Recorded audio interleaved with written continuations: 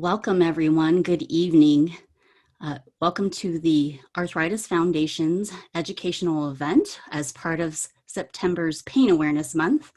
We are joining you live on this webinar and on Facebook, so thanks for joining us tonight. My name is Rebecca Gillett. I am the Director of Content Strategy and Planning at the Arthritis Foundation, and I'm also the co-host of the Live Yes with Arthritis podcast. I'm an RA patient and an OA patient, so I do understand what pain you all might be having. And I'm also an occupational therapist, so I come from many different lenses and happy to join you here tonight to talk about pain and how we can find some strategies to combat our pain. So if you haven't visited our online hub yet about Pain Awareness Month, please do so if you check us out at arthritis.org/realpain. You'll find information on all the events and patient education resources we have planned for this month. At the Foundation, we're not only raising awareness about the challenges that people living with chronic pain face daily, we're also collaborating with leading healthcare experts to provide information, strategies, and support to help you manage your arthritis pain. But we believe in two-way communication. We want to hear from you. We want to understand what's really important to you, and that in that way we can build educational programs, tools, and resources that can help you thrive. That's why I'd like to share a short video right now to tell you a little bit about the Arthritis Foundation's Insights program.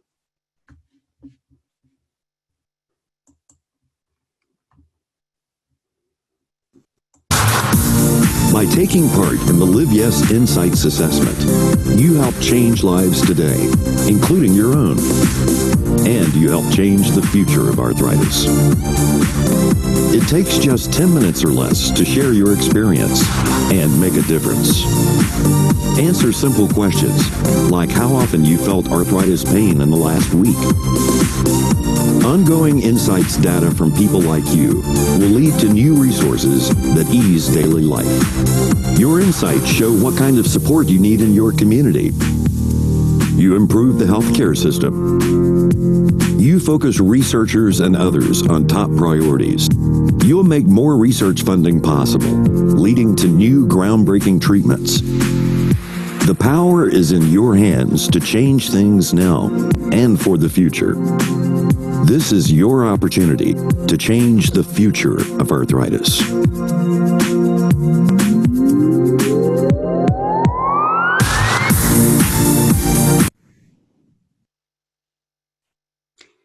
There's some information on the Insights program for you, and we'd like to thank all of you who have already participated in the Insights program. It's because of your feedback that we're able to put together this webinar specifically on pain. We heard from so many people that are struggling with the pain from arthritis, and that's why we're so happy to be able to have Dr. Amanda Nelson join us today to answer some of your questions. But before we get started, there's a little housekeeping I'd like to go over. We have muted all attendees for this webinar. There were over 1,200 people registered and responding, and over 700 questions submitted. That is a lot of questions, and unfortunately we don't have the time to get to all of them, but we'll address as many of them as we can during this presentation and the Q&A that follows. We'll also share after the Q&A a few different ways that you can get some of your questions answered and get the information about practical strategies for managing your arthritis pain. So without further ado, I'd like to go ahead and introduce Dr. Amanda Nelson, who is our guest today. She is a board-certified internist and rheumatologist. Her specialty areas include rheumatoid arthritis, spondyloarthropathies, osteoarthritis, polymyalgia rheumatica. And as an internationally recognized osteoarthritis expert, she was a contributor to the 2019 American College of Rheumatology and Arthritis Foundation guidelines on osteoarthritis management.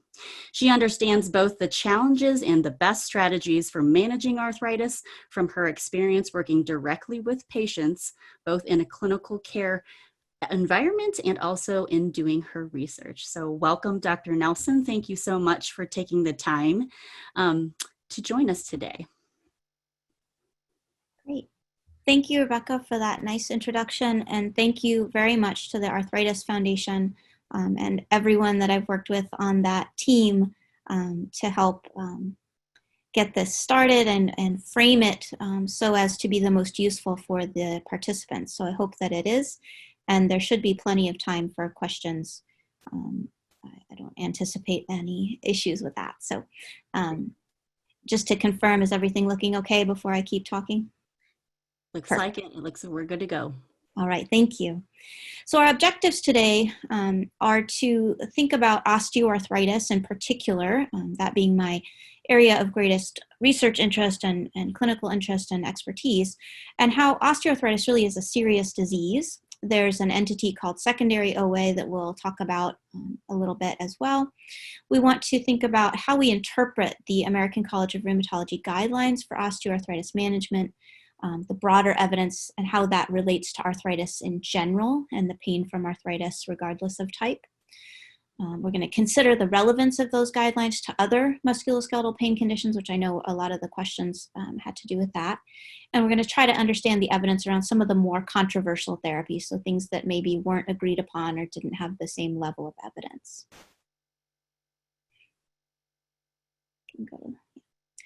So osteoarthritis is a serious disease. This was an effort by the Osteoarthritis Research Society International, that references at the bottom, to essentially convince the FDA that osteoarthritis is worth studying and worth thinking about, and should be an opportunity to fast track drugs to try and get something to treat this condition. And so they put together this really extensive white paper, and I took a couple of from it to highlight OA and why I think OA is important. So in 2013, osteoarthritis was the third most rapidly rising disabling condition. So it was increasing pretty dramatically by 75% over the prior couple of decades. More than 200 million people in the world have symptomatic activity limiting osteoarthritis of the hip or knee. So, weight-bearing joints that are important for ambulation and mobility are affected in millions of people across the world. The majority of people with osteoarthritis have other comorbid conditions, a mean of around 3. 1/3 of people with OA have at least 5 other chronic conditions. So this is in the company of other serious conditions that are also impacting quality of life and pain and mobility and ability to take medications. There is excess all-cause and cardiovascular mortality in the presence of osteoarthritis. And all of these complications and comorbidities together really complicate the management options for this common condition. So that leads us right into it's challenging to manage this condition. So we have interventions that can reduce pain. There are a few things that can improve function, but there's no cure. You can't really induce remission in osteoarthritis. It's always there. We have no strategies that are proven to reduce progression of OA over time. We cannot prevent the need for eventual joint replacement, even if we anticipate it and see that risk factors are present. We really can't stop that. The structural damage that accrues is irreversible and progressive over time. And the available pharmacologic treatments, as we'll discuss, are associated with significant adverse events. So they're really not for everyone and sometimes really can't be used at all. And clearly a one-size-fits-all strategy is not going to work for this because everyone has different other medications, other conditions, priorities, and how they want to live their life. And we have to really tailor the options to that.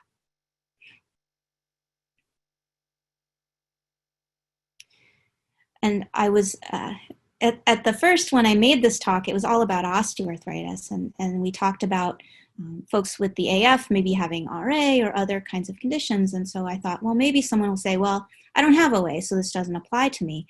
So first of all, it probably does. So osteoarthritis is by far the most common form of arthritis.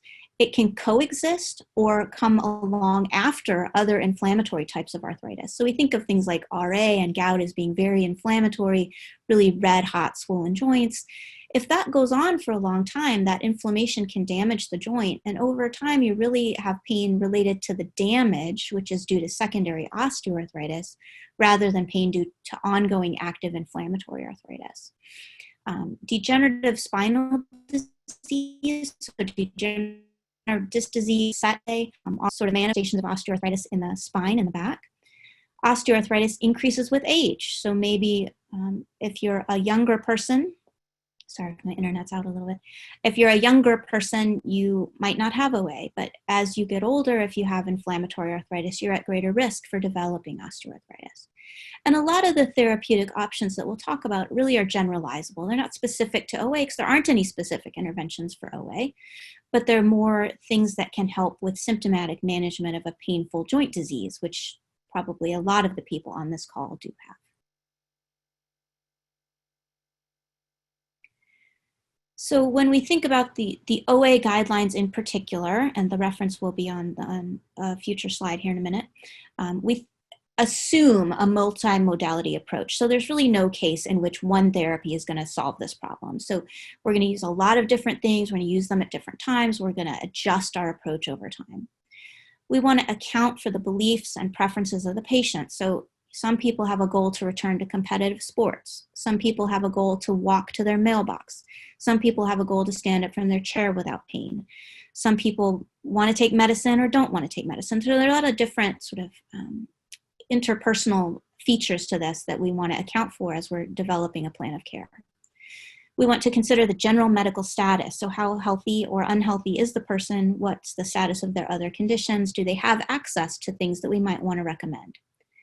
There's a breadth of symptoms really in all of these conditions. And I don't have to really tell you guys this, but arthritis and pain and having chronic pain affects mood, it affects sleep.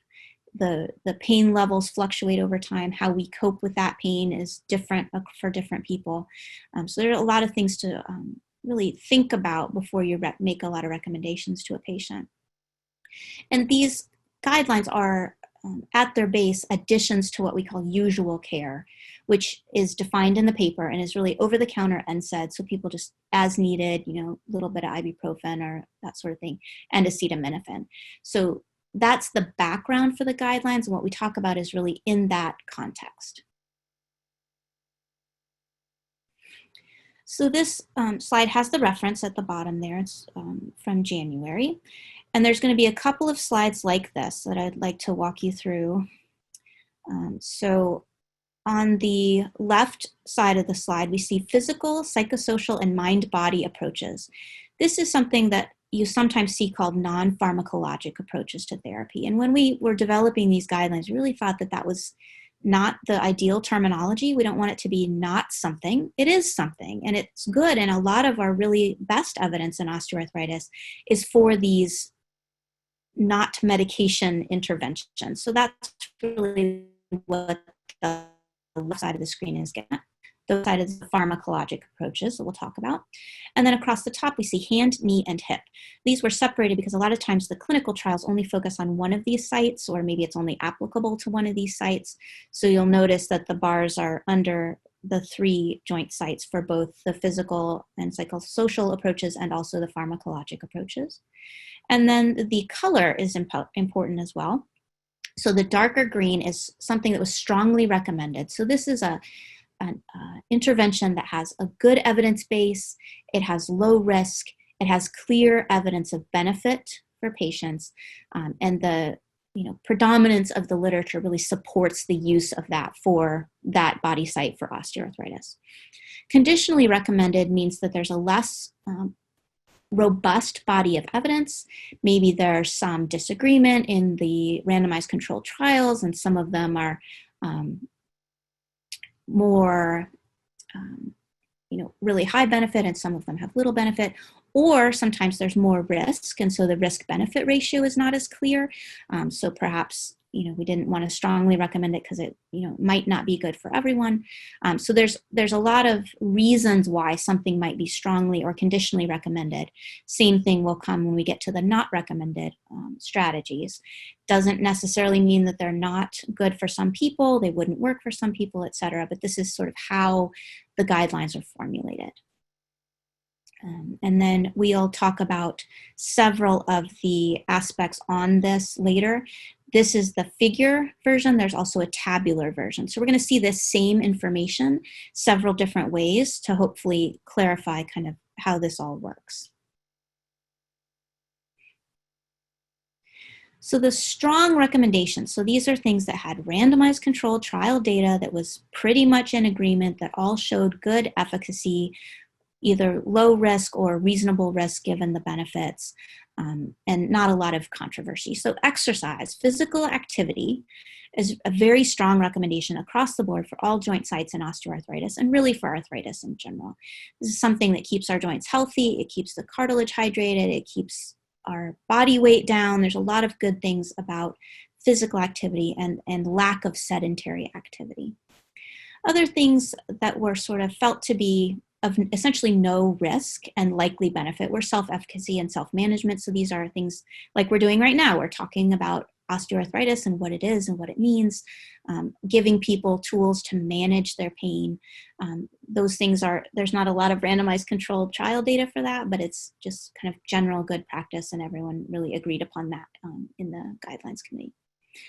For the knee and hip in particular, weight loss is also a strong positive recommendation. Again, just a predominance of evidence that weight loss is beneficial to reduce pain, to improve function. People do better and do better in their lives. Tai Chi is also now up in this echelon, which is nice. So another movement activity that helps the joints to stay healthy, really low risk. And canes when needed. This is really because sometimes a walking aid is necessary to maintain physical activity or to facilitate weight loss. So this is assistive devices as needed to maintain mobility, essentially. Thumb and knee bracing rose to kind of this level, which is newer. So thumb bracing, again, is really just, there's not a lot of risk to it. It does help some people. There are certain types of knee braces that'll help. These are really under the supervision of an appropriate professional, so either a physical therapist or an occupational therapist who can custom fit these things and make sure that they're appropriately fit, that the person is not going to injure themselves because of the brace or make their condition worse. So there's a little bit of an access to care issue there as well, but they're not just the neoprene brace that you run down to the store and buy. That's not where the evidence lies. Oral non-steroidal anti-inflammatory drugs, which what NSAIDs stands for. I think everyone knows that, but just in case, in consideration of the risk. So they work. Their efficacy is sort of mild to moderate in most studies.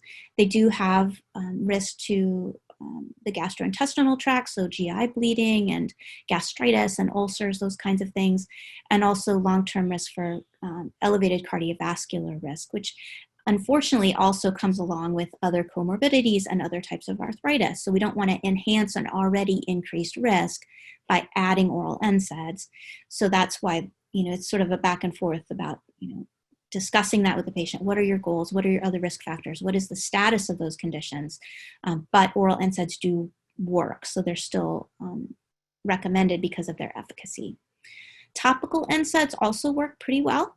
And a lot of people really have good benefit. Other people have no benefit, to be completely fair. So the studies generally show pretty modest benefit from these, but there's very little risk. They're well tolerated. They don't really have all of the additional risks that oral NSAIDs have because they're not taken systemically. The absorption is pretty low. So they're safer, especially for older folks or people with multiple comorbidities.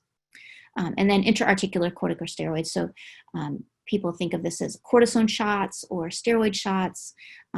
Having an anti-inflammatory medication put into the joint locally can help. It's usually temporary, but that still provides enough pain relief that remains a strong recommendation.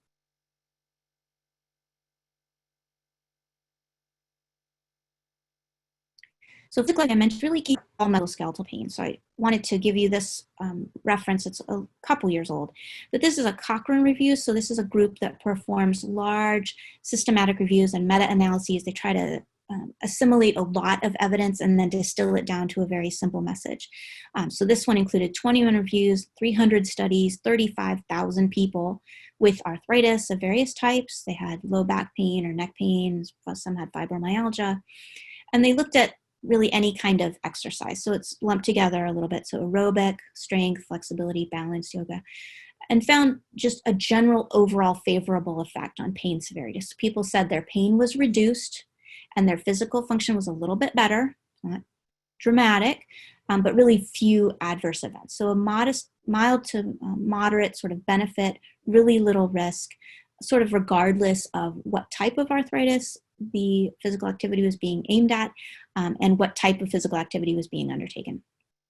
There was also a suggestion of some beneficial effects as far as psychological function, so some of those mood and sleep things we talked about earlier, as well as quality of life. So it just makes people feel better, it reduces pain, it improves function, it kind of does all the things we want an arthritis treatment to do.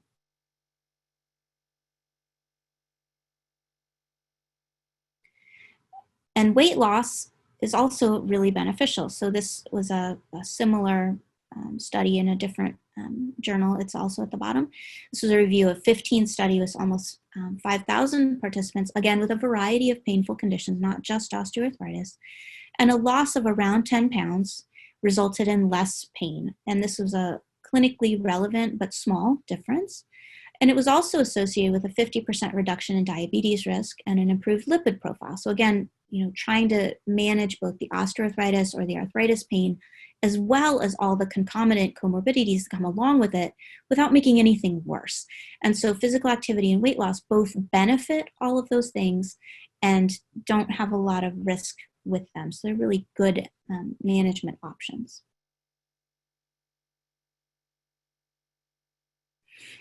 So these are our conditional recommendations. So these are things that either had less evidence, fewer trials, maybe they're newer, they don't have sort of the breadth of evidence to go with them, or potentially have additional risk. So thermal modalities, this is like heat and ice, application of these things intermittently during the day to reduce pain. Completely safe, not going to hurt anybody unless you burn yourself with the heating pad, which unfortunately does happen. But in general, really safe, modest benefit, maybe gets you through a certain activity. So it's, not going to have a huge effect size, but it's still a reasonable thing to do. Same paraffin baths for the thing you dip your hands in and they get coated in kind of the warm wax and you let it dry. It's symptomatically beneficial with low risk. Cognitive behavioral therapy has been more recently applied to arthritis conditions, at least to OA, more so to things like fibromyalgia. It's likely has some modest benefit as well, but there just aren't a lot of focused randomized controlled trials specifically in OA, so this ended up in conditional positive. Acupuncture has had some trials say that there's a reasonable benefit. Some trials say there's no benefit. There's a variation in how well controlled the trials are.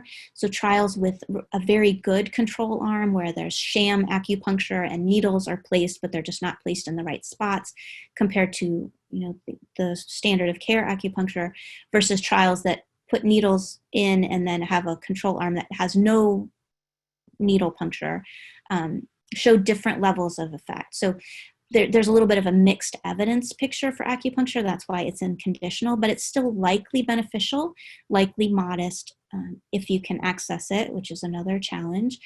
It's usually not covered by insurance and such, but may be helpful for certain patients.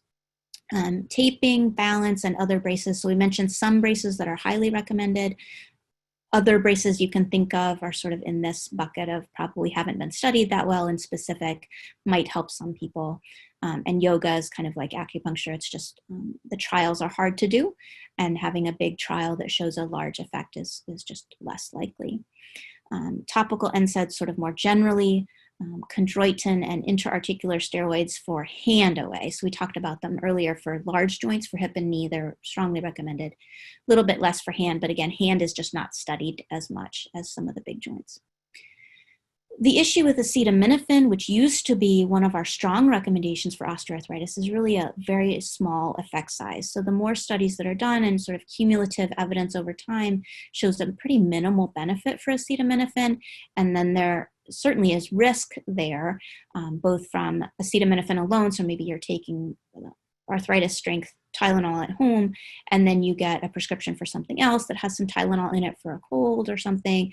That cumulative dose can lead to overdose and to liver damage and different things. And so the over time, as evidence is accumulated, it seems like the effect size is getting smaller and smaller and the risk is getting higher and higher. So that's how acetaminophen moved from strong to conditional. Tramadol, similarly, has side effects for sure, and it often is contraindicated in a lot of settings. Probably not our best first choice, but in some cases is the best thing that we do have and is the best way to control pain. Oxetine is used for sort of chronic musculoskeletal pain, is one of the approvals. It's also used for fibromyalgia. It generally is used more for centralized pain and osteoarthritis, so we didn't get into this too much, but you can have pain in one joint, right? So nociceptive pain isolated to a joint with damage. Over time, you can start to generalize that pain and develop sort of what we call centralized pain or centralized pain processing syndrome, like fibromyalgia in nature, where you just perceive a lot more things as pain. And in patients who have developed that kind of symptom, duloxetine can be very helpful in particular. But it hasn't really been studied broadly for osteoarthritis in big randomized clinical trials. So again, ends up in this conditional positive. Okay, so I mentioned there was a tabular version. So if you're not a figure person and you're a table person, this is a table. This one is for the physical, psychosocial, and mind-body interventions. There'll be another one later for the pharmacologic interventions. So this one combines the recommended, the green, strongly recommended in dark green, conditionally recommended in light green, as you can see at the bottom, and then the recommended against interventions, which are either dark red for strongly or lighter red for conditionally. All the interventions are listed on the left. The individual joint sites are listed on the right. So you can find your favorite intervention and track it over to see what the level of evidence is. If it's white, it means it either wasn't discussed.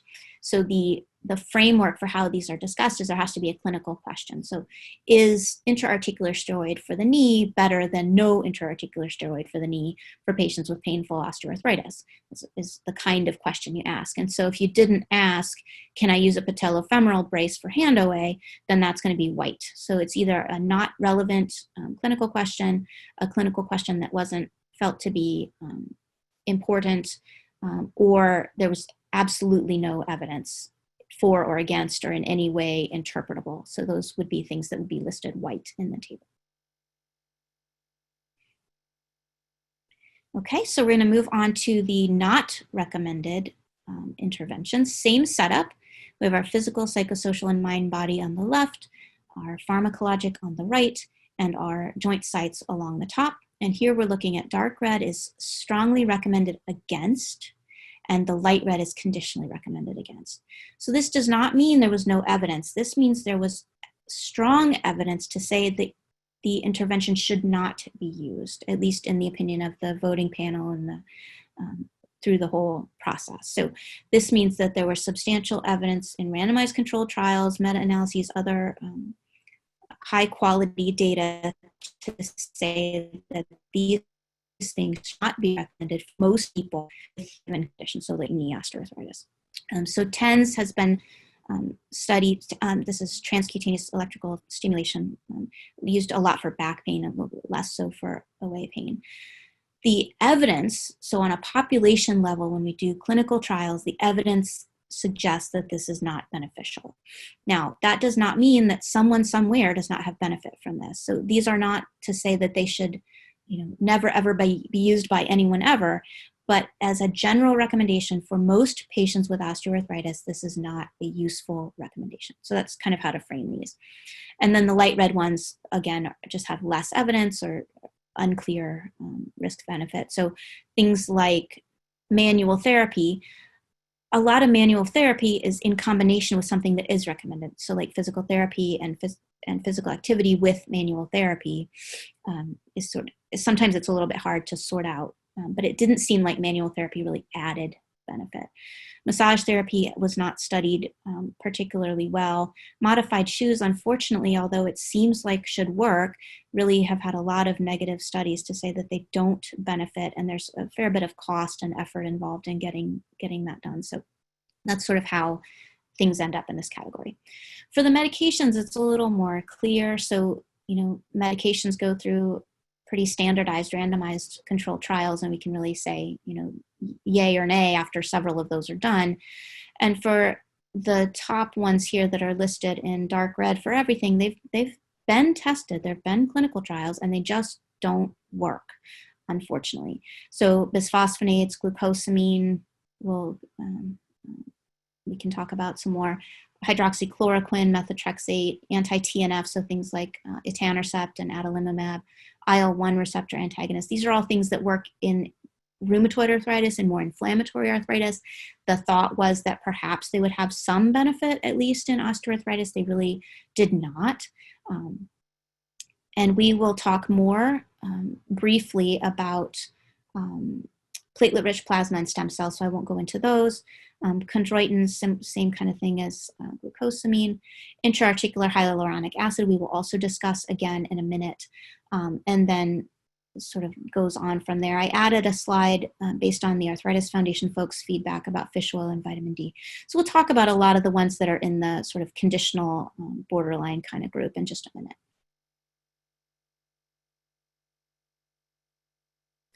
So the strongly negative recommendation, I mentioned TENS.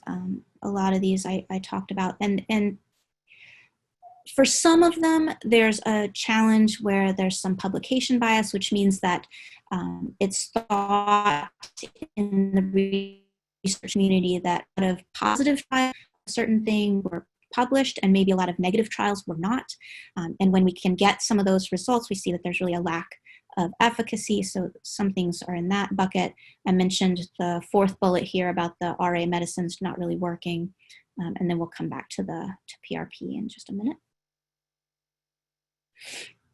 And I think I've mostly covered this. Colchicine has been used, so you may be familiar with colchicine for gout. It's good for inflammatory crystal arthritis. It's also used for CPPD or pseudo-gout, which is a calcium pyrophosphate deposition that often goes along with osteoarthritis.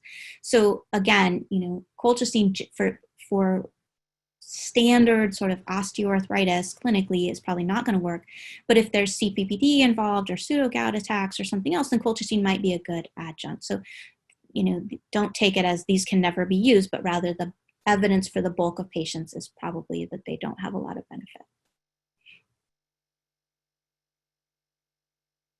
Okay, so I added one about fish oil. I was told this was an area of great interest. So both of these were conditionally not recommended, and I wanted to tell you why. And it was really a lack of evidence of efficacy. So there have been many randomized controlled trials of vitamin D. And some of them will have a little benefit, or maybe, in a certain subgroup there'll be benefit. But if you take them all together, there's really not a preponderance of evidence for a clinically significant benefit.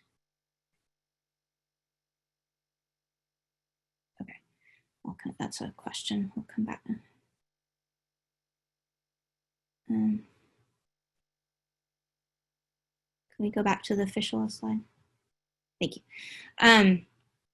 For pain or for structure. So people have looked at both, does it reduce pain, and also does it prevent loss of cartilage over time? And it really does not have a clear benefit right now, despite having many good randomized controlled trials, well done, large studies.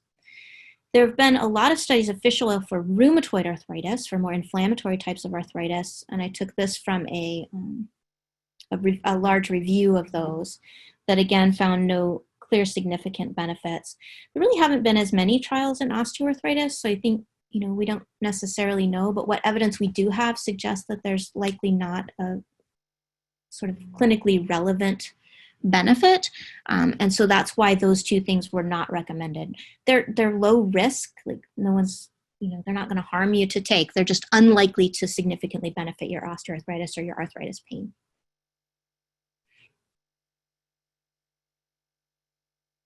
Okay, so then this is the so just like we talked before, we have all of the pharmacologic interventions on the left that were discussed, the joint sites across the top, hand, knee, and hip, and then our same color coding as far as strongly and conditionally for, strongly and conditionally against. And this essentially covers the same thing we just saw, but everyone's has a different visual preference. So I wanted to include these, and they're all in the paper this way. So whether you want it summarized tabular or figure and how you want it sort of split up, but it's really the same information in a different format. I was also asked to talk just a little bit about low back pain. I know a lot of folks on the call probably have low back pain. A lot of folks in the world have low back pain. And there was an American College of Physicians guideline in 2017, so pretty recent. It had 3 main recommendations, and they were for acute or subacute back pain, less than 12 weeks, so less than 3 months, start with a non-pharmacologic treatment. So this is like physical activity and stretching and PT, and use NSAIDs as needed. For chronic low back pain for more than 12 weeks, exercise, rehab or PT, acupuncture, Tai Chi, yoga, and other non-pharmacologic therapies. And for chronic back pain with inadequate response, adding pharmacologic therapies to number 2. That's exactly the same as what we just talked about for osteoarthritis. Now, their sort of list of clinical questions and how they frame their guidelines and all those things vary a little bit, but essentially it's the same idea.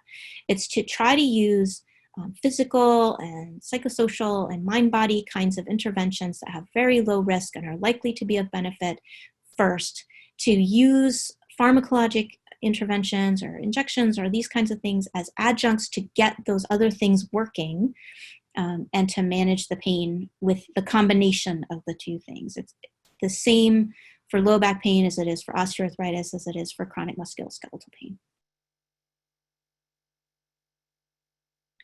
I also found this, when I was looking for the other one, I found this study about prevention of low back pain. And this was a review, again, a large review, lots of studies, lots of participants, found that exercise and education, so just a little learning about low back pain and then applying some exercise recommendations, reduced risk of an episode of low back pain, so having one of these acute exacerbations, by almost half. Well, that's great. Let's do that. Exercise alone also had favorable effects. It reduced the number of episodes and also the need for sick leave, for actually missing work or missing school because of low back pain. They did not see benefit just from the education. It really had to have the exercise with it. And they looked at back belts and shoe insoles as well as specific interventions and did not see the benefit from that. So it was really the exercise and the education together to make us back pain.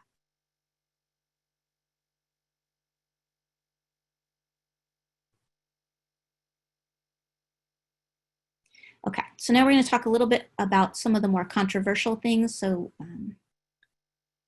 and these are usually the things I get asked about, which is why I have a separate section on them, given versions of this talk to lots of different audiences, and these are the questions that come up. So intra-articular hyaluronic acid, or hyaluronans, or HA, these are all the same thing. Platelet-rich plasma, mesenchymal stem cells, or stem cells, usually, and then we're also going to talk about a few things in the pipeline for osteoarthritis, just for interest. So intra-articular HA is an interesting story. What's on the slide right now is from the old ORSI guidelines. So ORSI is the Osteoarthritis Research Society International I mentioned earlier, and these are the 2014 guidelines, not the recent ones. And I like this chart because it sort of tells you what the thought process was. So they, in this iteration, had a risk score and a benefit score. Those were based on the evidence from the literature. They had subtypes of osteoarthritis. So you can see on the left side, it says knee-only OA without comorbidities, so an otherwise healthy person with just knee OA with comorbidities, and then multiple joint osteoarthritis. So people with lots of joints involved, whether or not they had comorbidities. So it's in those 4 groups. And then they rated the risk and benefit, and then they had the panel of experts vote on the sort of appropriateness of that therapy. So, given this risk-benefit ratio, how do you feel about this being an appropriate therapy for osteoarthritis? And by these groups. So for knee OA, it was uncertain at that point. And for multiple joint OA, it was not appropriate. So the overall guidelines did not recommend intra-articular hyaluronic acid. There's a few other societies, so the American Association of Orthopedic Surgeons, or AAOS, in 2014 also did not recommend hyaluronic acid, and it was conditional in the ACR guidelines in 2012. So it was the conditionally recommended, we don't have enough evidence kind of thing. Then in 2019, ORSI changed their recommendation to conditionally recommended, and ACR said it was conditionally not recommended, depending on the joint site. So it was a little bit interesting how the different societies changed their opinions over time. So we're going to go to the next slide. And we'll see that there have been reviews that also don't agree. So there was a much talked about review in 2012 in Annals of Internal Medicine that looked at 89 trials and 12,000 adults and found a decent effect size. This is a moderate effect size of about pain. It depended on how big the trial size was and whether the outcome was blinded, some other sort of technical things about the trials. But they felt like there was a pretty strong signal for adverse events. So they were seeing a lot of post-injection flares, and people would report that they had a lot of knee pain after the material was injected. And so they balanced out and said that this should not be used in the end, their conclusion of this review. And around the same time, another group in another journal looked at a different 54 trials and 7,000 adults, found the same effect size essentially, but they looked at it over time. So they're at 1 month, at 4 weeks, the effect size was about 0.3 again, went up to 0.5 around week 8 and then back down. So they said, well, we think that this has a longer benefit than corticosteroids, which are usually 2 to 4 weeks in most studies. And that benefit at week 8 is greater than we see from acetaminophen and NSAIDs and even some COX-2 inhibitors. So we feel like this is a good intervention. We can go to the next slide. And then in 2019, this is the title of the review, Why We Should Definitely Include Intra-Articular Hyaluronic Acid as a Therapeutic Option in the Management of Knee OA. Well, you can see where they're going. Some of these folks were also authors on the ORSI guideline. And this was a meta-analysis of RCTs and other meta-analyses of hyaluronic acid versus placebo. And most of the studies were positive. The effect size is the same, it's 0.3 to 0.4, comparable to NSAIDs, again, seem to be longer lasting than corticosteroids typically are. And they found in a sort of advanced type of meta-analysis a pretty low incidence of adverse events in contrast to the prior review. And so these authors concluded that this was a reasonable option for mild to moderate OA, where we know it's OA and people have not responded to other treatments. So still not a first-line therapy, but a reasonable therapy. And so the experts don't agree. So now what do we do? Well, so we know that meta-analyses don't address publication bias. So they're reviews of studies that are published for the most part, sometimes conference proceedings and other things. But if there's a negative trial out there that's been done but has not been published, it won't be included. And so we can't strictly rely on these to give us the right answer, unfortunately, because many negative studies are unpublished.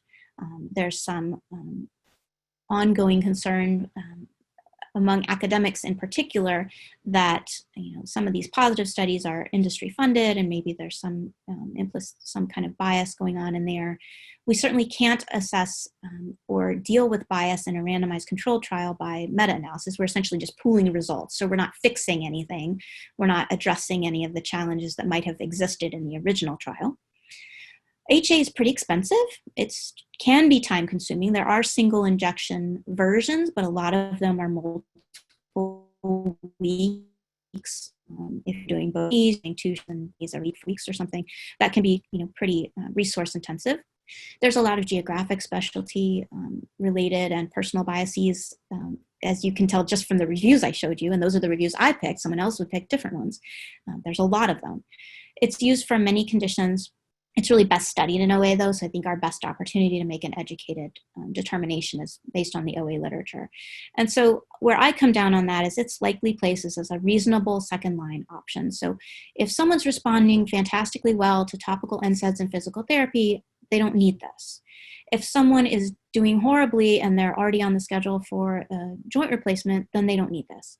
But if, you've tried several different treatment options, you're following guidelines, you're using multimodality therapy, and you're just not getting quite where you need to be, and injection therapy is something that you're interested in, then this is not an unreasonable thing to try. Okay, PRP, and so this is platelet-rich plasma, again, and stem cells. So these have been studied for lots of musculoskeletal pain conditions, and they have a real problem in that the treatments themselves are really not standardized. So platelet-rich plasma is something that they take your blood and they spin it down in the lab in the clinic where you are, and they concentrate certain aspects of it and move it around a little bit, and then they inject that material back into your knee. Okay, so it's not a standardized product. You can get a standardized kit. You can standardize certain components to a given level. So platelet rich means that it has a certain number of platelets, although that varies pretty dramatically too. So it's pretty hard to do a randomized controlled trial of something that's different for every person. And then if you also don't standardize the control group and what other treatments are being given and how this is given, how often, how much, etc., you can see how this is not going to result in a really definite result in a clinical trial. There's a review of PRP 4OA in 2017 that found 16 randomized controlled trials. They all compared to HA, which is interesting, right? So you would think they would compare to corticosteroids, but they don't. And they're pretty low to moderate quality, which is not terrible. Like there are some decent studies in there. The authors of the review sort of concluded that it was likely safe. There was a potential for symptomatic relief, but it wasn't definitive because of a lot of the issues I just mentioned. And that group actually went on to publish an RCT protocol to say, we think that this would be the way to do this trial. I looked to see if that was where the progress was, and it seems like it's a little bit stalled out. I'm not sure if it's funding ran out or what, but there may be some better randomized controlled trials to get at the answer for PRP, but we do not have it right now, even though you can go to a clinic and get PRP injections.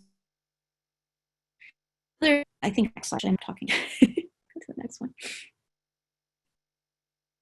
Yeah, so I'm going to lump these two together. So stem cells are kind of the same thing. So you're getting stem cells from a person, whether it's from fat, tissue, or other tissues, and concentrating them, growing them up, and then re-injecting them again. So same idea, it's going to be very different depending on the source, the concentration, the adjuvants that are added. In this review of 61 studies, most of them were case series. So it's like a clinic reporting its series of patients that they injected their stem cell protocol into. Even in that, there were 4 different types of stem cells, so from different origins. All of them were processed differently, had different adjuvants, different stuff in with them. But in better done studies, most people reported improvements in pain in WOMAC, which is a standardized questionnaire about pain and function. Also thought to be generally safe, most had sort of a mild post-injection reaction. Now, that said, we have no idea what the long-term consequences of this are. So I mentioned that this is essentially taking stuff from your blood and spinning it down and concentrating it. Well, that's going to include, good stuff like growth factors and anti-inflammatory cytokines, but it's also going to include all the inflammatory stuff that's floating around in there. And, systemically, everyone is a little bit different. We have all these different diseases and medications and backgrounds and environment, and all that stuff is sort of part of this treatment. That's the part you really can't quantify. And so we don't know if that's safe over the long term, or if we're actually injecting things that might be detrimental to the cartilage over a long period of time. So we can't say that there's a lack of harm, which is one of the reasons they're recommended against rather than conditionally recommended, because we really don't have the evidence to even say maybe this is okay, even though, again, both are available and you can get them if you have the resources to do so.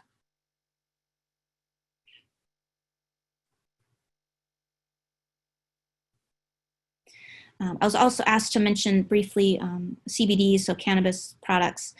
These, most people probably know, are extracted from hemp. Their legality varies pretty dramatically by state, although it's leveling out a little bit. And one of the reasons we don't know a lot about CBD in the research world is because it's pretty hard to get all the permits and permissions and different things that you need to actually do the research. So you can't just have a fridge full of CBD in your clinic. You can have one at home some places, but you can't have one in your clinic. And so a lot of the research is done in places where the legal issues have been ironed out.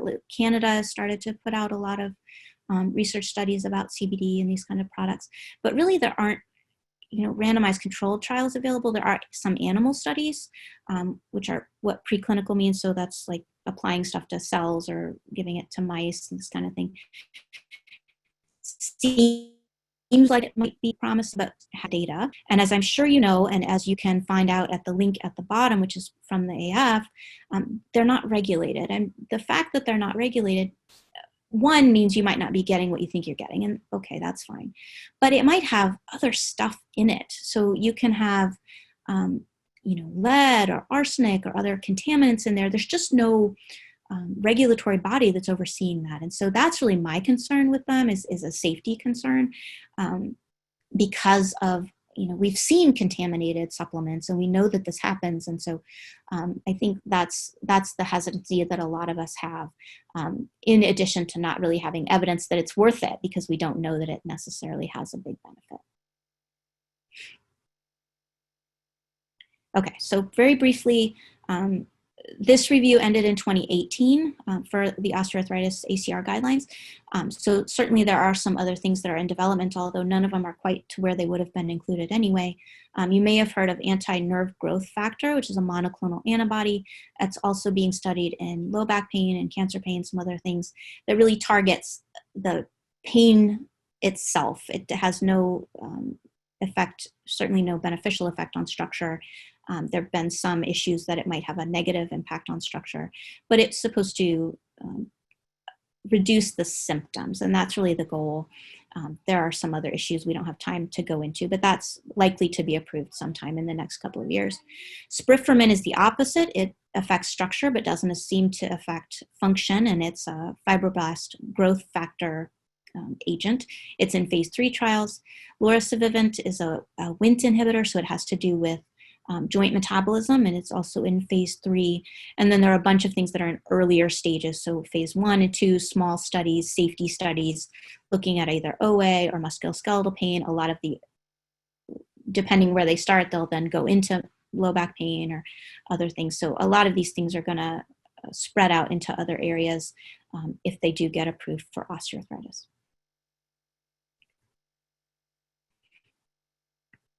All right, so I talked more than I wanted to. I got excited. But osteoarthritis is a serious and heterogeneous disease. The most effective curable treatment pharmacologic, they're not medicines. They are activities and lifestyle changes and movements. And those things are helpful for OA and for other types of musculoskeletal pain. There's pretty substantial agreement across guidelines for a lot of therapies. So a lot of the stuff I talked about is not controversial. It's absolutely beneficial. It works. But our uptake of those things is suboptimal for a variety of reasons. And then there certainly are the controversial things that we talked about. And despite the burden of OA and other arthritis conditions, we really don't have great pharmacologic therapies. And that's why I mentioned the clinical trials, because there are some things on the horizon that hopefully we'll have soon in our toolbox.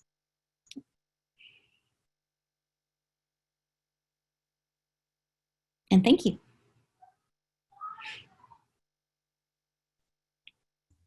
Thanks so much, Dr. Nelson. That is very informative. And we have a lot of questions.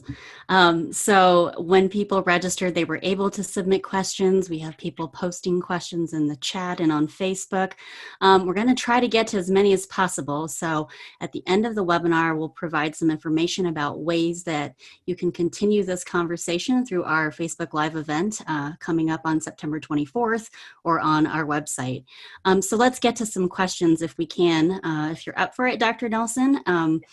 There's a lot of questions we want to get to. So the first one I wanted to ask is, somebody asked, how can I tell if my pain is a flare of inflammatory arthritis, OA pain, or fibromyalgia? Excellent question. So, and a lot of people have all of them, and it is really hard because you're trying to call your doctor and say, what do I do for this? And they're like, well, is it this? And you're trying to figure it out. So one way to tell, at least the inflammatory type flares from more osteoarthritis pain is the redness, warmth, stiffness. So people with OA alone typically have stiffness of 15, 20 minutes, maybe 5 minutes when they sit for a long time and then go to stand up. People with rheumatoid arthritis that's not well controlled might have 2 hours or 3 hours of morning stiffness. People with fibromyalgia might have stiffness all day long that doesn't get better at the end of the day. Osteoarthritis typically gets worse by the end of the day. So when people are up and about, then their joints hurt and they feel crummy at the end at night. Whereas inflammatory arthritis typically they don't feel well in the morning, first thing, and they takes them 2 hours to get out of bed and get moving. So sometimes the pattern can help, sometimes the location. So if it's all over, I hurt and I can't sleep and I feel terrible, that might be more fibromyalgia in someone that has multiple conditions versus, my index finger MCP is swollen and hurts. Well, that's probably more your RA or potentially osteoarthritis. So those are the kinds of questions your doctor will probably ask you if you call and say that's you're trying to figure out what to do for pain. Okay. Next question. Which of these strategies work best for fibromyalgia? So you covered a lot of strategies, and the treatment guidelines were based on OA, but what about fibromyalgia? So most of them will, especially the more generalized ones, right? So a corticosteroid injection to the knee is probably not going to help that much with fibromyalgia. So the more general physical activity and weight loss are a lot of the recommendations we make for fibromyalgia. Sleep hygiene becomes very important. Sort of managing your daily activities kind of stuff and pain coping. Duloxetine is one of the medications that is used for fibromyalgia. So there's a lot of overlap, but then there's also a lot of things that are more studied in fibromyalgia, like cognitive behavioral therapy is a pretty clear recommendation there, where it's just kind of starting to be thought about for osteoarthritis. So thank you for that. One of the questions I know that stood out to me when these guidelines first came out was the recommendation against massage therapy. I know I rely on massage therapy and benefit from it, and so many other people. We have several people who've asked that question, like, wait, what? Why not massage? Can you please explain that to us? Yeah, I think it's, again, just a lack of evidence. There's some things suffer from additionally having poor access. So if it's something that a lot of people can't get to, like acupuncture or massage, because maybe there's a big out-of-pocket expense or they don't have a provider that they can get to, or sometimes those will fall down a little bit because they're just not as sort of population-wide useful for whatever condition it is. I don't think anyone's going to get hurt doing massage. So I don't, it's not one of those where just limited evidence that the efficacy is really there, and then some other issues related to how the trials are done and then access to care. Yeah, and I would imagine it'd be hard to even conduct a research trial on massage therapy. There's a lot of controls and individual cases to run it. So it doesn't necessarily mean it's not good for you. Everybody responds differently to treatments, right? And then another question that stands out on this when these first came out, we get a lot of questions. We have multiple questions on it right now too, is why no glucosamine and chondroitin? I mean, that seems standard practice for a lot of people with osteoarthritis, and this is recommending against it. Yes. And I used to have one of my controversy slides in there, and I probably should have left it in. But essentially, the data that support it, all, especially for glucosamine, all come from one product from one manufacturer. And those are the trials that have the positive results. And trials that other people do with, like the GATE trial, which was a big one that was in the New England Journal, used a different formulation and saw no benefit. And so there certainly is publication bias. Now, what the extent of that is pretty hard to, because it's publication bias, and therefore it's pretty hard to evaluate. But from what we can tell, there's not a huge benefit. The benefit that we do see is sort of for one specific product, which always makes you wonder, well, what's the mechanism of that? And then just the heterogeneity of the trials themselves and how they're done and what they're compared to and the quality of them just leads it to not be a strong recommendation. Now, it's also incredibly expensive if you take it on a regular basis at the full dose for a long period of time. So what we definitely don't want to do is say, oh yeah, it's fine, and have people spend hundreds of dollars on something that we really don't think works. So we want to get the evidence out there and say, look, this is not going to, again, it's not going to hurt you unless you get hypoglycemia or one of these other kind of crazy things. But it's probably not going to have a huge benefit either. So what I tell my patients is, you can try it for 3 months, 6 months, some time frame. And if you feel the same at the end of that time frame as you did at the beginning, then let's save our money and do something else. But if it really helps and you really like it, that's fine. That's an educated choice.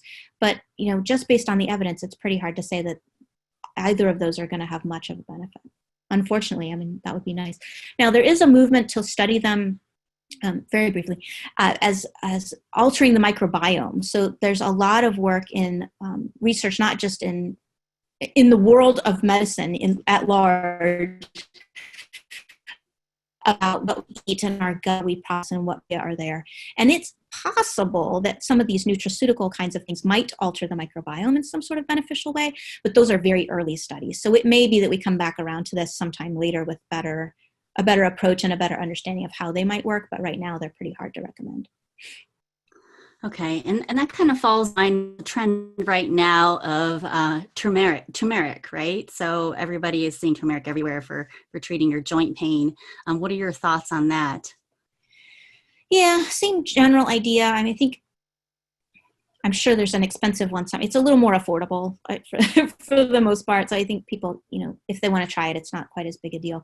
But it has the same issues of not being regulated, and who knows what's in there and what are you actually getting, and is there any of the compound you actually want? And we don't have a lot of evidence to say. So it's another one. I'm willing to, work with people, and if they want to try certain things, I'm happy to do that. But I try to put some sort of limit on it, just so that we're not, spending lots of money and not getting any benefit.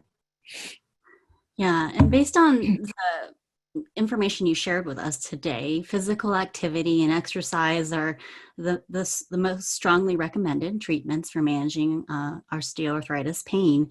But how can somebody tell? You hear this a lot, you need to exercise or stay physically active and keep moving. When do I know I should push through that pain and when I shouldn't?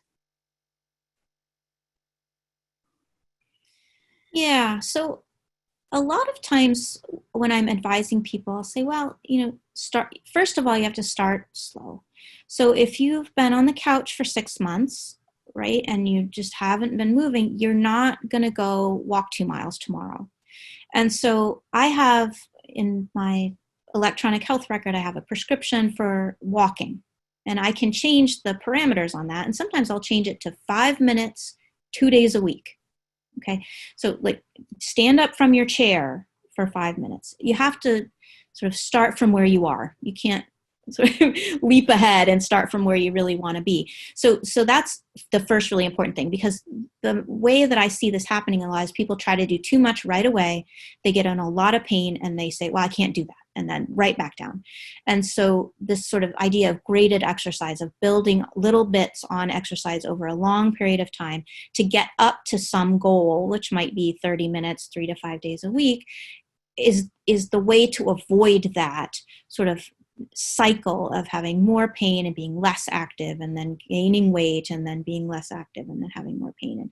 And so tailoring that, understanding where people are coming from, what their goals are, what their abilities are, right? So if you're in a neighborhood you can't walk and you don't have a car, then walking a mile is not the way to go. Maybe you have to find a way to get a gym membership or do an elliptical or something else. So you have to really think with the person about what they like, what they want to do, what they can maintain, but also what's a reasonable thing to do. And most of the time, if we start slow and work up like that, the pain is not such a big deal. A little bit of pain, sure, but I think we all, if we're always at a 4 and maybe we go to a 6 after we exercise, that's probably fine. If we go to an 8 and we stay in bed for 3 days, then that was too much. So there's certainly some level of error there where you don't know when you're starting how much you can do, and maybe you overdo it a few times and then kind of learn where your thresholds are and what you're able to tolerate, because you want to be able to maintain it. Yeah, we say that a lot. Start low, go slow. Whatever it is, just move your body, right? So another question is, some people have asked, why is my pain sometimes not responding to pain medications? Absolutely. And so there's a lot of things that impact our pain experience. And I think everyone on here is going to say stress impacts my pain. If I have stress, I'm in a lot more pain. And we're all under a lot of stress now, right? So things are crazy and we have a lot of stress in our lives and we're dealing with things in ways that we've never dealt with before. So I think pain in general is increased sort of in every person I've talked to just because of the circumstances. So what's going on in your life affects your pain and it affects your ability to cope with your pain. So what was fine yesterday, today, when the kids are screaming and the dinner's burnt and, your work just called and this, that, today you can't do it. And so there's sort of that level. There's how you're feeling. So if you're otherwise ill, you may have more pain. If your other conditions, whatever they may be, are not under good control that day, that can contribute. Poor sleep, sort of you name it, and it can do. Weather is always a big one. I think there were some questions about that. My patients ask me that every day. And absolutely, it clearly does, right? Can I show you the study that says weather impacts your arthritis? No, I cannot. But I don't care because I know that it does because every patient I've ever had says that. And whether that's barometric pressure or humidity or what that is, what those, a lot of people after a couple of years figure out a lot of these triggers, right? So it's going to rain, there's going to be a hurricane. I might as well just not even do that today. And learning, what your body's triggers are and what kinds of things are going to make your pain better or worse is sort of part of the process of having one of these chronic conditions. Yeah, it definitely takes a while to trial and error to figure out what works. Another question for you is, so the TENS, that is so widely available. I mean, you can go into any store that carries, has a pharmacy in it and you will find a TENS unit. So can you answer the why that is against for treating some forms of OA? Yeah, so one of the ways I try to explain this to our is the difference in how things are approved. So medicines have to go through the FDA and they get approved through having certain numbers of randomized controlled trials and they have to achieve certain effect sizes. And there's a lot of stuff that has to happen for a medication to be approved. Devices are a little bit different. And things like injections of hyaluronic acid are approved as devices. And so some things get approved and out onto the market with less evidence than it would take to get like a prescription medication approved. So there are different ways these things happen, or things like PRP where somebody just decides to do it. And if you pay out of pocket, you can do lots of things, whether they're good for you or not. So, TENS, again, I don't think is probably going to harm anyone. I have had some people get into trouble with TENS by overly adjusting and getting themselves sort of hyperstimulated and such. But it's another one. If you want to try it, it's probably not an unreasonable thing. But the evidence to say that it's going to do anything for you is really not there. And, I'm not sure that that's going to change. There have been a lot of trials and there's really an accumulation of stuff that says it just doesn't work. And it's another one where, somebody somewhere is probably going to get some benefit and they're going to tell their neighbor about it and they're going to be like all excited. But on a big community-wide level of people with disease, it just doesn't have the kind of benefit to be a recommendation. Okay. Thanks for trying to clarify that. So another question, is jogging okay if I've had knee replacements? Not a big fan of jogging. I know there are lots of doctors that are really into jogging. I just, that repetitive joint shocking motion just makes me a little nervous. Now, for knee replacement, I would definitely talk to your orthopedic surgeon, kind of depends on timing and how things are going. But in general, I try to move my patients away from these sort of really high impact activities onto things that are lesser impact. So I've had people go from jogging to like speed walking kind of stuff, or ellipticals, as I mentioned earlier, swimming, things that just reduce that sort of really aggressive impact on the joints. I can't, again, point you to a lot of evidence that that's terrible for you. It just, I think in the absence of that, I just sort of feel like it's the more conservative thing to recommend. And I'd be a little hesitant to do jogging with knee replacements, but I'm sure people do it. I know people that ski with them, which makes me very nervous too. From Colorado, I just don't think that's a good idea. So. Yeah. So another question, a lot of people have questions around exercise and pain. So my pain is stopping me from exercise. Do you have suggestions for basic exercise as a starting point? Is there something you recommend more than others? Yeah. So remember what we talked about earlier with the graded exercise that goes with everything. I think walking is great if it's something you can do because it's low impact. It's very scalable. So you can walk for 30 seconds, you can walk for 3 minutes, you can walk for 3 hours, you can walk for 30 miles, you can, really make it fit with what you want to do. And that kind of motion is going to nourish the joints rather than damage the joints. And so walking is my favorite. It's free. There's a lot of good things about it. But, if people hate walking for like without a goal, like they just don't want to go out and walk. For those kind of folks, I might set like a distance requirement, get a Fitbit or something, set yourself a goal so that you're walking to a goal. If minutes on an elliptical sometimes will work better for people. Some people just really like being in the water, and swimming gets them motivated. And certainly there's a lot of aspects about pool exercise that are very beneficial, especially when you're first starting, or if you have a lot of joint pain, that the sort of buoyancy and the warmth and a lot of things that can help get joints to move when people are in pain. And then a lot of the therapies we talked about, so the pharmacologic things and the intra-articular things, can help in cases where you can't progress an exercise program. So if you're kind of going along and then, your right knee is just driving you nuts and you can't get past some milestone because this right knee is just terrible, then maybe that's a time to get a corticosteroid injection, do some physical therapy, and then advance your program. So those sort of plateaus that happen to all of us sometimes is an opportunity to get some supplemental therapy, or maybe do something a little bit out of the ordinary to get over that hump and then get back to what you normally do. So there are lots of strategies to use to try and get the best, effective, safest things like physical activity to work well for everyone. Yeah, the Arthritis Foundation has the Walk with Ease program that actually kind of really walks you through how to take that first step and shows you the exercise and stretches.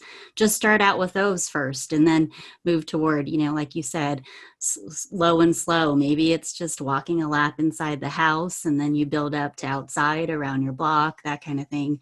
But the Walk with Ease program is a great program to kind of get you started if you haven't gotten moving lately. We're gonna, if you don't mind, we have a few more questions we're gonna try to get to and squeeze some more in. One of the things that were included in these treatment guidelines was talking about osteoarthritis in the hand. And as an occupational therapist, and I know how tough it is when people have OA in their hands and their wrists and their fingers. What's the number one thing you could recommend to people who are having OA in their hands and wrists and fingers? Yeah, so I'm gonna cheat and do two because I love topical NSAIDs for this, and I love occupational therapy for this. Yay! A lot of time, a lot of times people have a preference and they're very on one or on the other. And a lot of people do well with the combination. I absolutely hear you all out there. I can hear it. A lot of patients that topical NSAIDs don't work for. I know. But there are a lot of people that does work for, and it's so safe and it's so simple, and you don't have to take it in your mouth and you don't have to get an ulcer, and it's just really great, especially since most hand osteoarthritis unfortunately occurs in older folks who have a lot of medicines and a lot of other conditions. OT is nice because you get the exercises, like hand-focused exercise, but you can also get the custom braces that we were talking about earlier. And so you can get splints and different things that sort of deal with deformed joints or joints that won't straighten or joints that won't bend, or, I've seen it all, unfortunately. And those folks can help you sort of make a personalized solution to whatever problem it is, and help you to get a lot of, especially the function back. So I'd say OT, especially for function, and topical NSAIDs, especially for pain, but with a lot of overlap. Yeah, thank you. Thank you for that plug. But yeah, definitely, I was not paid for this endorsement. no, no. I mean, learning also how to adapt something that you want to do or need to do, that's something that a hand therapist, that's an OT, can really teach you how to do. And they can also go over what adaptive equipment are available to help you modify a task that you want to do. So definitely a recommendation for that. So I think that that's helpful. A lot of people don't realize that that's something that can help them when they have OA in the hand. So is there a way to slow down the joint damage of OA? Sadly, sad to report, there is not. So what we don't have is what we call a disease-modifying OA drug. So we talk about disease-modifying anti-rheumatic drugs, or DMARDs, all the time. So things like methotrexate and sulfasalazine and these kind of. We have nothing for OA that has shown that kind of benefit. So either stopping or regrowing cartilage in damaged joints and such. The sprifermin, the fibroblast growth factor agent that I mentioned earlier, while it does not benefit pain thus far in trials, has suggested that it might stop the loss of cartilage on MRI. And that's one of the few sort of signals that we've had that maybe there's a way to address structural progression. But then those trials have no benefit whatsoever for pain or function. So it's like, do you have to treat the pain with one thing and the structure with something else? Maybe. But to date, we do not have anything that's been proven to stop that structural damage. Okay. Another question is it better to do weekly physical therapy or weekly massage? I would have to go with PT. You can tell that I'm kind of a therapy junkie here, but I think the therapy has a lot more potential benefits. You're getting the range of motion and the functional aspect and the physical activity aspect, potentially some weight loss kinds of ideas in there. Balance is a big thing that you can get from PT. So I think if that's the comparison, I think that PT probably has more to offer. But I would say that a lot of people do both plus a lot of other things, and maybe they do. It depends on your therapist, I guess, but you might do your massage and then your PT, or vice versa, to kind of get through some of the aspects of PT that maybe are uncomfortable, and then massage can help with. So I don't think that they're exclusive, but if you're asking where to put the money, then I would say physical therapy is probably going to be more broadly beneficial for a lot of different arthritis symptoms. Okay. So what about using heat versus ice? So how long can you do it back to back? Should I use it daily when I'm not hurting as a preventative measure to keep pain at bay? Or, which one is which? I know there's a lot of confusion on when do I use heat and when do I use ice? Yep. And there's no answer. Just like I'm a broken record, but typically I tell people, if it's inflamed, if it's red and warm and angry, then it probably wants ice. And if it's not, then it may not care, but sometimes heat is better. But I have people who are exactly the opposite and swear by whatever it is. So, I say, well, try heat, take my best guess. And if that doesn't really work, then try ice the next time. So I do have people that alternate them. I usually say 10, 15 minutes each and have a break in between. You don't want to leave an ice pack on. You always want to keep something between your skin and the ice. You don't want to leave an ice pack on for a really long time. Same with a heating pad. I have had people get burns, I mentioned earlier, but it's really unfortunate when that happens. So you don't want to, overdo either of them. They're safe in the correct use. But I feel like everybody's really different, and some people use heat all the time. Some people use ice all the time. As far as a preventive, I don't have great evidence to support that either, although I mentioned earlier for OA, toward the end of the day is often a worse time. So if, getting home and putting a hot pack on your knee helps you to sleep through the night and then have a better next day, that's sort of preventive. So there may be settings where that it's going to be aggravated, and you might be able to put the heat or ice on it a little before it really starts to hurt and kind of calm it down that way. So sort of, but you probably can't put it on in the morning and keep it from happening at night. Okay, well, thank you.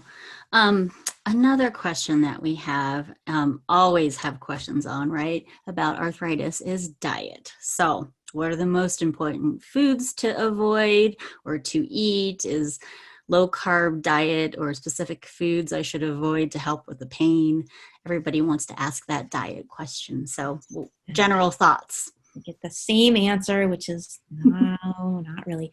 So for gout, there are obvious diet recommendations, okay? And we know that those work, and those can actually keep some people off therapy. They can control it completely with diet. So there are different aspects of arthritis that have to do with diet. And so sometimes people, I think, lump them all together and say, well, if that works for gout, then it's going to work for OA. Well, it unfortunately doesn't, because the mechanism is quite a bit different. And so for most arthritis conditions, other than crystal disease, we really haven't seen specific diets have strong benefit. So, I've had people ask me about keto and Mediterranean and DASH and you name it. Probably pick one that you like, pick one that's healthy, pick one that has cardiovascular benefit, right? So we've seen multiple times here, and everyone knows you're more likely to have diabetes and cardiovascular disease. So pick something that's going to be beneficial for that you like. Don't pick the Mediterranean diet if you hate olive oil and fish, right? So you can't do that. And don't starve yourself. And, so this is just like the exercise thing earlier. You want to be able to maintain something. And so if you're going to pick a good, healthy diet and you lose some weight and you feel good, but you hate it, you're not going to stay on it. So there are no sort of specific recommendations, but there are a lot of evidence-based diets out there for other medical conditions that would be perfectly reasonable, that are going to allow you to try and lose weight, allow you to stay active and healthy. Maybe they're not specific for arthritis, but that's really not the point. The point is to try to be healthy, reduce your caloric intake, keep your weight down, and try to stay active. Yeah. And, we're getting a lot of questions too about alternative therapies like essential oils and things like that. And I just want to let everybody know you'll have an opportunity to ask some of those questions. We're having a Facebook Live event that will feature an integrative pain specialist at the end of the month on September 24th. So look out for information on that. If you don't mind, I'm going to ask another question. I know you mentioned it briefly, and you talked about weather affecting arthritis pain and what, if anything, can I do to mitigate those effects? Yeah. So some people who save a little course of something for pain, and they take it when there's going to be a hurricane or a big cold front or like they sort of, some people have a little taper of something for plane flights or travel or something. And these folks have it for weather changes. And so, if there's something that works well, but it's not something you take all the time, then if there's an event like a weather change or a stress or, you have to move and you're really active, or there's some sort of thing that is going to set off your joint pain, then you can use your usual regimen to sort of stave that off a little bit. So a lot of people take oral NSAIDs, but they don't take them all the time, and they sort of take them around events like this or around potential things that are going to make their joint pain worse. And I think that's perfectly reasonable, sort of like for a rheumatoid arthritis patient who might have a 5-day course of steroid or something that they take around certain events. So, your risk is related to the cumulative dose and the amount of time you take these things for. And so if you take, 5 days around this big hurricane that's forming in the Gulf or something, taking the time lower in that setting than if you're taking full dose every single day, every day of your life, which we try to avoid, because that's really where you get into trouble with the side effects and bad things happening. Yeah. And then also, if like it is weather related and something coming, maybe schedule around that. You don't plan big things when that's about to happen. So one of the other questions I think we want to make sure we have time to ask is surgery. So surgery inevitably might be the answer for people dealing with OA pain. And so somebody wrote in, if I'm in my 50s, how do I know how long I should wait to get a knee replacement, or should I just do it? Is waiting going to make my surgery experience worse? Yeah, so there's a lot of literature around this that probably an orthopedist would be better suited, but I know the literature base. And essentially the idea is you want to wait until you can't manage it anymore with all the other strategies that we just talked about, but you're not so deconditioned that you can't recover from the surgery. And so it's a really sort of know your body kind of thing, because if you're able to manage your symptoms, go to work, do all of your activities of daily living, et cetera, then you don't want to go in for a big surgery. If you're getting to the point where maybe you're limited in some of those things and you're sort of maxed out all of the other interventions we talked about, you might be getting close, and it might be time to have sort of a pre-op discussion about it. Like, how would this be? What would the rehab be? Like, the information is really important because it's a pretty long planning process. You want to think about when it's going to be and what your support is going to be and all kinds of stuff. So there's no reason not to have the conversation early. But I think the procedure part you want to do as far along as you can, because they do have a limited lifespan. That lifespan is increasing, right? So we used to say 10 or 15 years. Now it's more like 20, 25 years.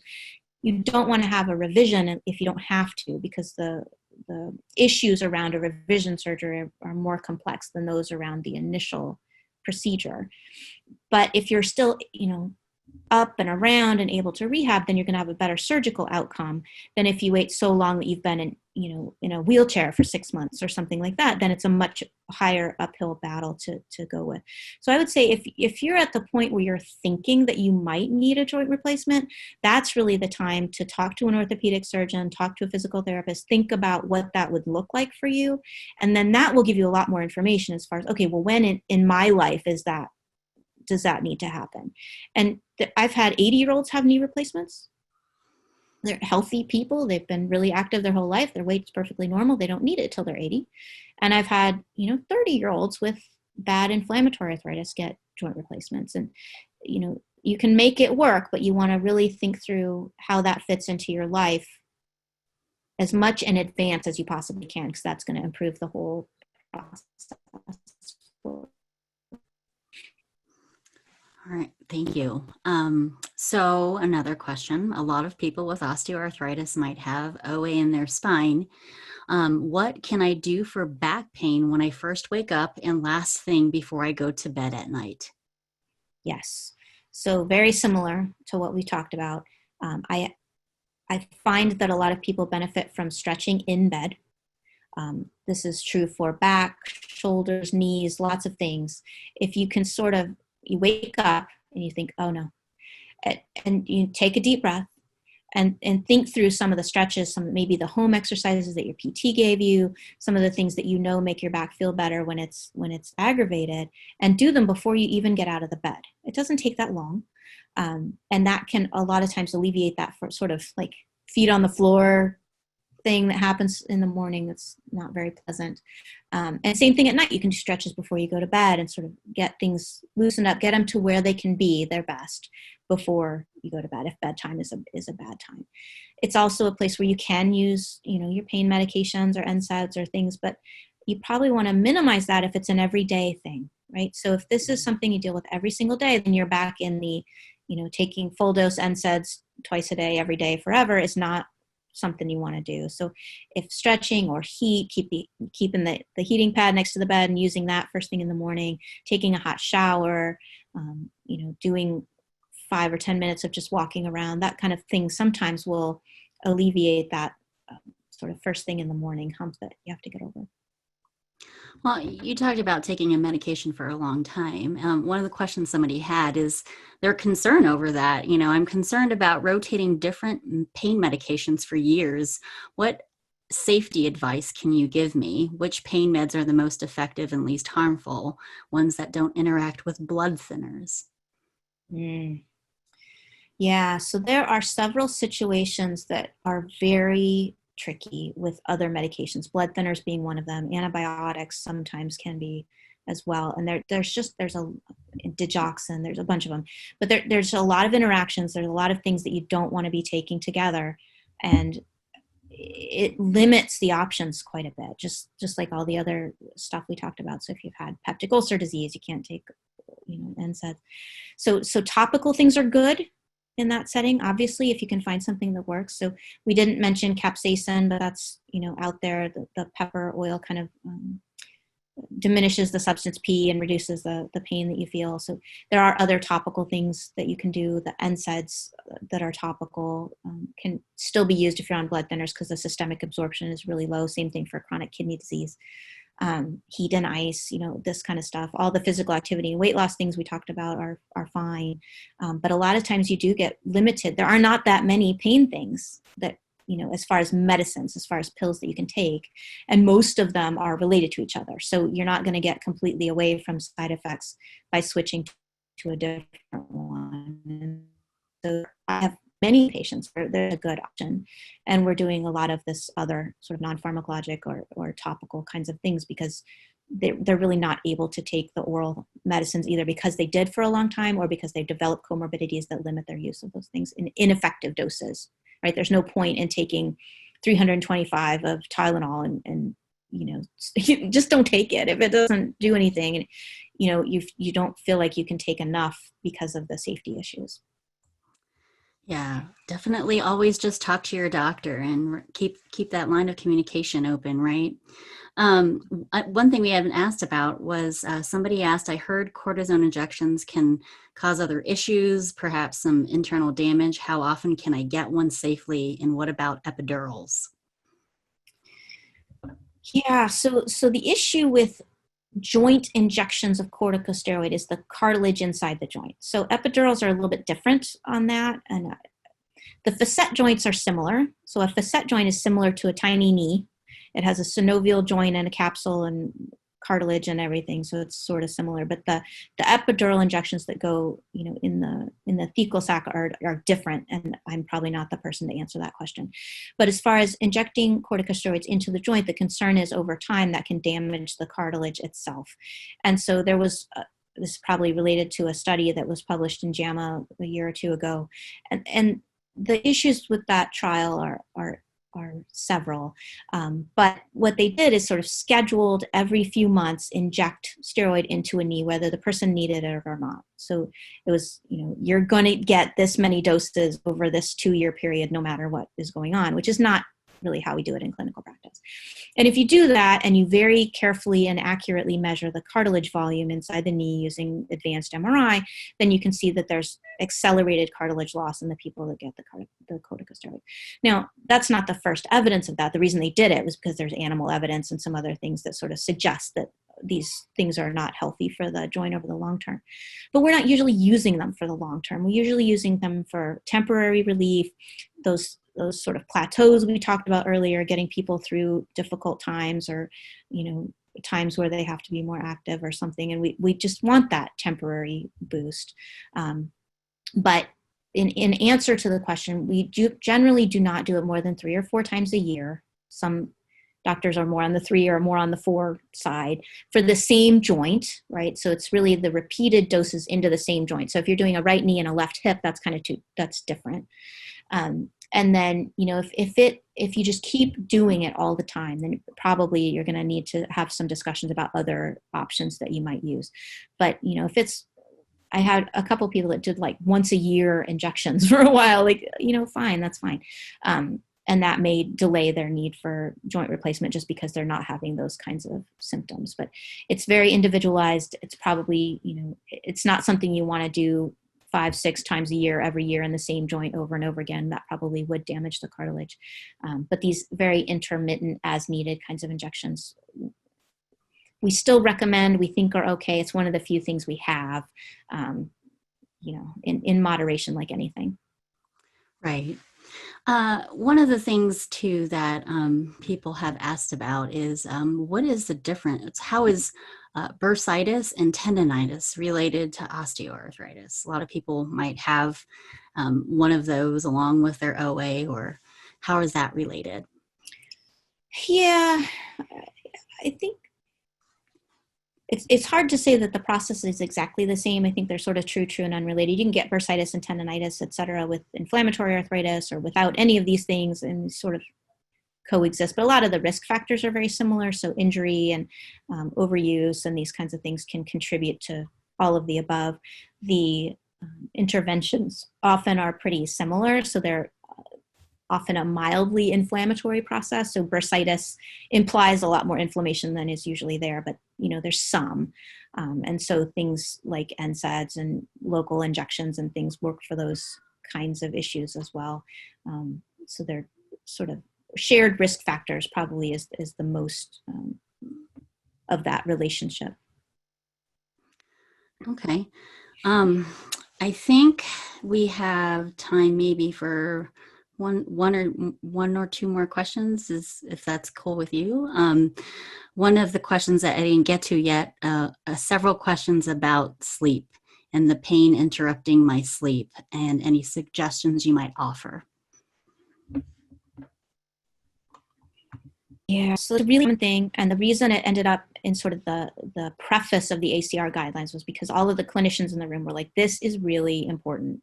And while we're not writing a guideline for managing sleep or managing depression or managing this, that, or the other, these things frame how our patients experience their pain and how they cope with it and how they live with it and everything about it. And so that's why it's sort of in the front matter of that article. But what you do about it is, again, individualized and can be kind of challenging. So the simplest recommendation, and the one especially for the sort of centralized pain and fibromyalgia, in addition to arthritis folks, is really sleep hygiene. So this is the idea that you want to go to bed at the same time every night. You want to try to sleep the same amount every night. You want to get up around the same time every day. You don't want to, sleep till noon on Saturday and then take naps all day long. And this, sort of regimenting that and putting a structure around it really does help. It seems silly and a lot of people are reluctant to do it, but it sort of reprograms your body to say, this is when I sleep and this is when I need to sleep. And if I don't sleep now, I'm not going to get any sleep, which, is true, but you have to kind of think about it in that way. I generally recommend against a lot of medication for sleep for the same reason we already talked about. Like, it can be habit forming, it can interact with other things, it might limit your ability to take your pain medicine for whatever else is going on. It doesn't really get to the root of the problem, which is usually something different like sleep hygiene or depression or whatever, stress, lots of other things that are going on. So, and the ability to maintain it, as we've talked about with everything. So if you have a sleep hygiene regimen and you maintain that, that's a lot easier than having to take, get up at 2 a.m. and take half of something. And, that's not really sustainable over the lifespan and isn't really safe. So that's the main recommendation that I make. But the integrative pain specialist probably will have a lot more to say about sleep too, because it's really something that confounds everything else that we do. And it's pretty hard to get at, especially if you don't ask about it. Definitely. And there's lots of strategies you can try, but you got to try something. And we did just have a podcast called Sleep and Painsomnia come out 2 weeks ago, and had a sleep specialist giving us some information and strategies to help with that. So if anybody hasn't listened to that, tune in. And before we go, I'm going to ask one final question, because there's multiple questions that have popped up in the chat about radio frequency ablation. Is there anything you can say about that? Yeah, it's not something I'm particularly familiar with. It is one of these things that was approved in that kind of device pathway that we talked about. I don't know of any sort of really serious adverse events with it. It seems like the effect size is pretty small, and there's some same kinds of things like expense and access to care and stuff. It's not something that I've been recommending to my patients, but it's new, and it may gather some additional evidence and have some more backing as far as the recommendations in the future. Yeah, which a lot of what we talked about today, I think it just lends to the fact that there needs to be a lot more research funded for osteoarthritis treatments. And even though some of these things in your the treatment plan, treatment guide that you shared, it could mean that there's not enough research in that area, and we need more research in that area. But thank you so much for spending this extra time to answer more questions. I know that there are a lot of people out there who had a ton more questions that we did not get to, but thank you so much for taking the time to help answer questions for people tonight. And we appreciate your time, Dr. Nelson.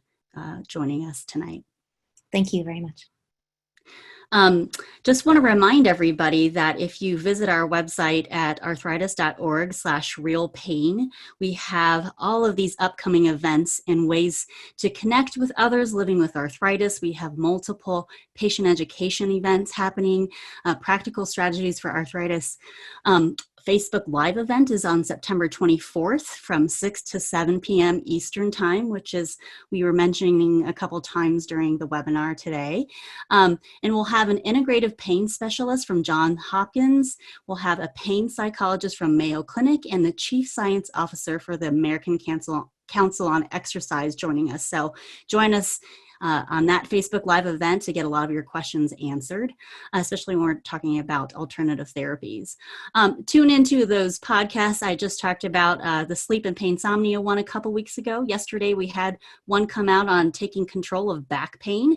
And in a few weeks, we'll have one to help you learn how to build your own personalized pain plan. That's coming up on the 29th. Get connected with other people. I know for myself how important it is to meet other people who also have arthritis, who get it. So if you join our Live Yes community, and we have virtual support groups also available right now. We can't get together in person, obviously, but find information on our website at arthritis.org/liveyes. And want to tell you again, we showed that little video at the beginning, if you caught it, about our Insights program. That is how you are going to help make a difference in the future of arthritis. We want to hear from you. We want to know what resources and tools you need to manage your arthritis and to be able to say yes to conquering arthritis and live your best life. So tell us your story, share your experience so that we can help direct what research should be focused on. And obviously, we all know there's a lot that needs to be done in the world of osteoarthritis. So we want to thank, again, Dr. Nelson for her time today. Again, join me September 24th for that Facebook Live event. And thank you guys so much for joining us. And we hope you had your questions answered. If you still have some lingering questions, again, you could hit that online community and post some questions in our online discussion forums. We want to thank our partners for supporting us in having the ability to offer this information to you tonight. The content of this webinar was produced independently by the Arthritis Foundation and our guest expert. We want to thank the following organizations for their support of our Pain Awareness Month activities happening this month: CVS and Voltaren. Thanks again for joining me tonight, and I hope you find ways to help manage your pain and stay connected.